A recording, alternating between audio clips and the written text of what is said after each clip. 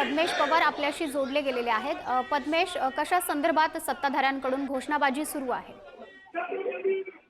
माधुरी, आपण पाहिलं तर जे 12 किल्ले आहेत ते छत्रपती शिवाजी महाराजांचे हे युनेस्कोच्या यादीमध्ये जागतिक वारसा यादीमध्ये सामील झाल्यामुळे अनेक जे भारतीय जनता पक्षाचे आमदार असतील, त्याचबरोबर महायुतीचे जे आमदार असतील ते केंद्र सरकारचं अभिनंदन करत आहेत आणि छत्रपती शिवाजी महाराज यांच्या घोषणा आहेत। आपण पाहिलं प्रसाद लाड असतील, प्रवीण दरेकर असतील किंवा अनेक चंद्रकांत पाटील असतील, हे देखील छत्रपती शिवाजी महाराज यांच्या घोषणा करताना आपल्याला पाहायला मिळते। ज्या महायुतीच्या महिला आमदार आहेत त्या आता ओवाळणी घेऊन देखील तयार झालेत। त्या जेव्हा सीएम आणि डीसीएम येतील तेव्हा त्यांना ओवाळणार असल्याची आपल्याला देखील माहिती मिळते।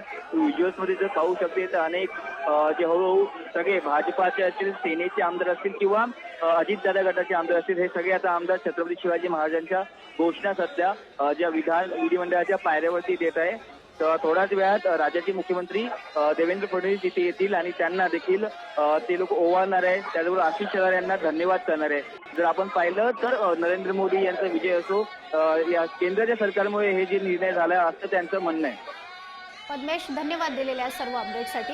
तर सत्ताधाऱ्यांकडून हा एक प्रकारे जल्लोष केला जातोय। छत्रपती शिवाजी महाराजांच्या 12 गडकिल्ल्यांचा हा जागतिक वारसा स्थळ यादीमध्ये समावेश झाल्यानंतर सत्ताधाऱ्यांकडून अशा प्रकारे ही घोषणाबाजी केली जाते।